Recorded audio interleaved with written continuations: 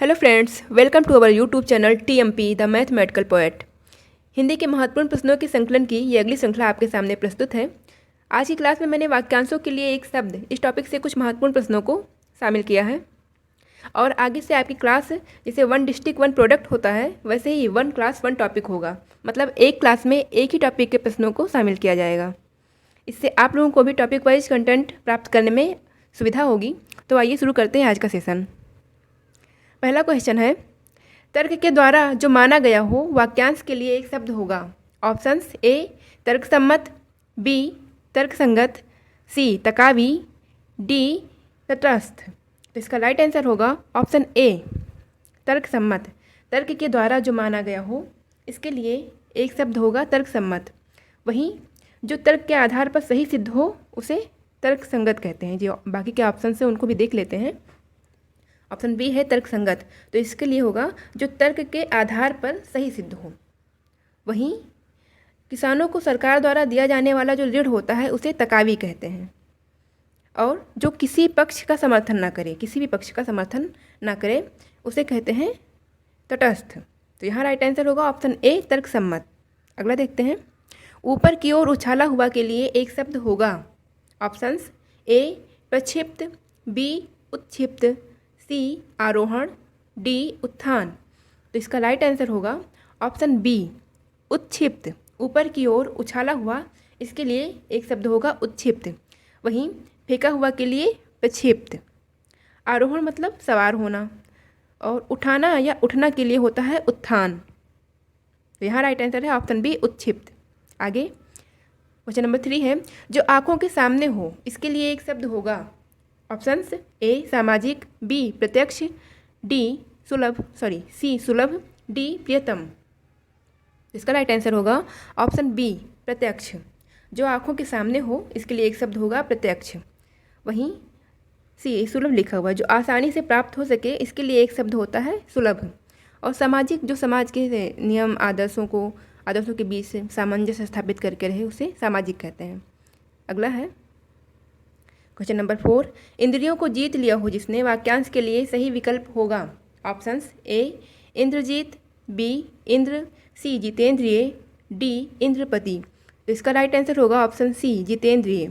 इंद्रियों को जीत लिया हो जिसने इसके लिए एक शब्द होगा जितेंद्रिय। अगला, दूसरों की बातों में दखल देना के लिए एक शब्द होगा। ऑप्शंस: ए हस्तक्षेप, बी आक्षेप, सी दूरदर्शी, डी उपकारी। तो इसका राइट आंसर होगा ऑप्शन ए हस्तक्षेप। दूसरों की बातों में दखल देना इसके लिए एक शब्द होगा हस्तक्षेप। वहीं व्यंग्यपूर्ण दोषारोपण करना इसके लिए आक्षेप होगा। जो आगे की सोचता हो उसके लिए दूरदर्शी। और उपकार करने वाला इसके लिए एक शब्द होगा उपकारी। तो यहाँ पे राइट आंसर है ऑप्शन ए हस्तक्षेप। अगला, किसी व्यक्ति या वस्तु को न अपनाना वाक्यांश के लिए उपयुक्त शब्द होगा। ऑप्शंस: ए बहिष्कार, बी परिष्कार, सी तिरस्कार, डी परोपकार। तो इसका राइट आंसर होगा ऑप्शन ए बहिष्कार। किसी व्यक्ति या वस्तु को ना अपनाना इसके लिए एक शब्द होगा बहिष्कार। वहीं परिष्कार मतलब किसी भी चीज़ को स्वच्छ या शुद्ध करना या करने की क्रिया को परिष्कार कहते हैं। तिरस्कार होता है उपेक्षापूर्ण, त्यागने को तिरस्कार कहते हैं। और दूसरों की भलाई करना परोपकार होता है। तो यहाँ राइट आंसर है ऑप्शन ए बहिष्कार। अगला, जो कम खर्च करता हो इस वाक्यांश के लिए एक शब्द होगा। ऑप्शंस: ए कंजूस, बी लोभी, सी मितव्ययी, डी मक्खी चूस। तो इसका राइट आंसर होगा ऑप्शन सी मितव्ययी। जो कम खर्च करता हो उसके लिए एक शब्द होगा मितव्ययी। वहीं कंजूस उसे कहा जाता है जो पास में धन होते हुए भी अपनी आवश्यकता के लिए भी खर्च ना करे, ऐसे व्यक्ति को कंजूस कहते हैं। लोभी जिसके मन में लोभ या लालच हो उसे लोभी कहते हैं। और मक्खी चूस ऐसा व्यक्ति होता है जो अत्यंत कंजूस होता है। जैसे मुहावरा है ना कि चमड़ी जाए पर दमड़ी ना जाए, तो मक्खी चूस की यही स्थिति होती है। आगे देखते हैं, क्वेश्चन नंबर 8 है, जिस पर आक्रमण हो वाक्यांश के लिए उचित शब्द होगा। ऑप्शंस: ए आक्रमण, बी आक्रामक, सी आक्रांत, डी आत्मघाती। तो इसका राइट आंसर होगा ऑप्शन सी आक्रांत। जिस पर आक्रमण हो उसके लिए एक शब्द होगा आक्रांत। वहीं जो अपनी हत्या स्वयं करे इसके लिए एक शब्द होगा आत्मघाती। और आक्रमण करने वाला इसे कहते हैं आक्रामक। जबकि सीमा का जबरन उल्लंघन करना या हमला करना इसे कहते हैं आक्रमण। तो यहाँ राइट आंसर है ऑप्शन सी आक्रांत।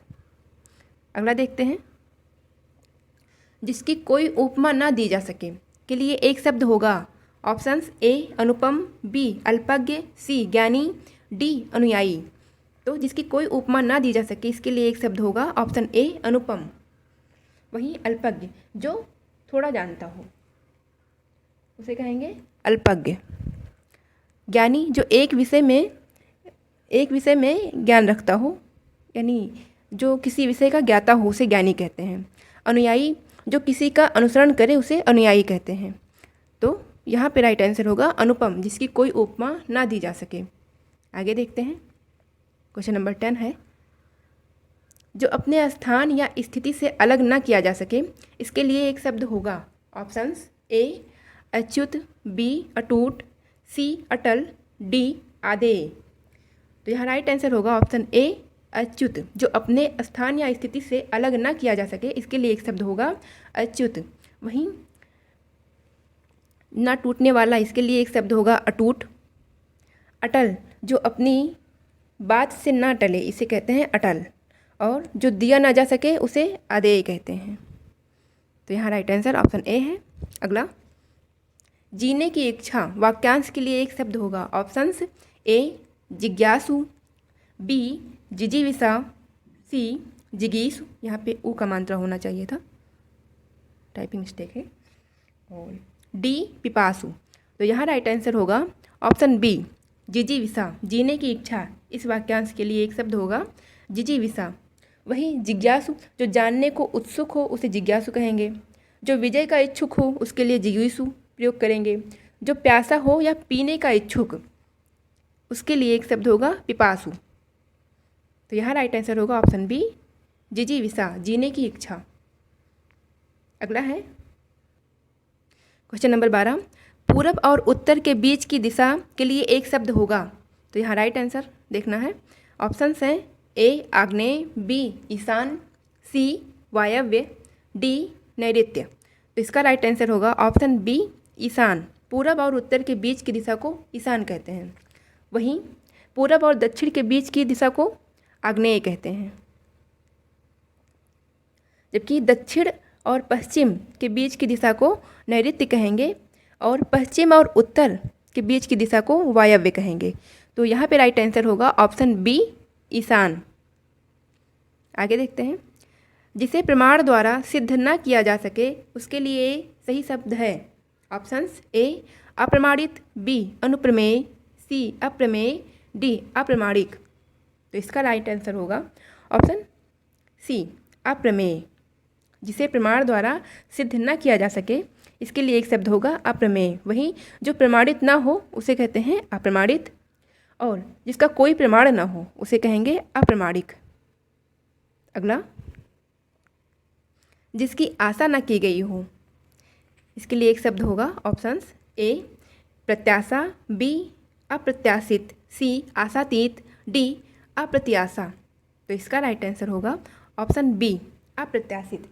जिसकी आशा ना की गई हो उसके लिए एक शब्द होगा अप्रत्याशित।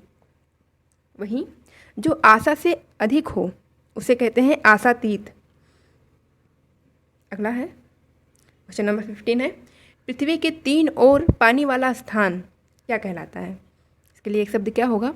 ऑप्शन है ए द्वीप, बी प्रायद्वीप, सी महाद्वीप, डी उपरोक्त में कोई नहीं। तो इसका राइट आंसर होगा ऑप्शन बी प्रायद्वीप। पृथ्वी के 3 ओर से पानी वाला स्थान, इसके लिए एक शब्द होगा प्रायद्वीप। वहीं पृथ्वी के बीच उथले छोटे स्थान को कहते हैं द्वीप, जबकि पृथ्वी के बीच बड़े भूभाग को महाद्वीप कहा जाता है। तो ऑप्शन 15 क्वेश्चन का होगा राइट आंसर ऑप्शन बी प्रायद्वीप। तो इस तरह से 15 क्वेश्चन कंप्लीट हुए। मिलते हैं नेक्स्ट वीडियो में। Thank you.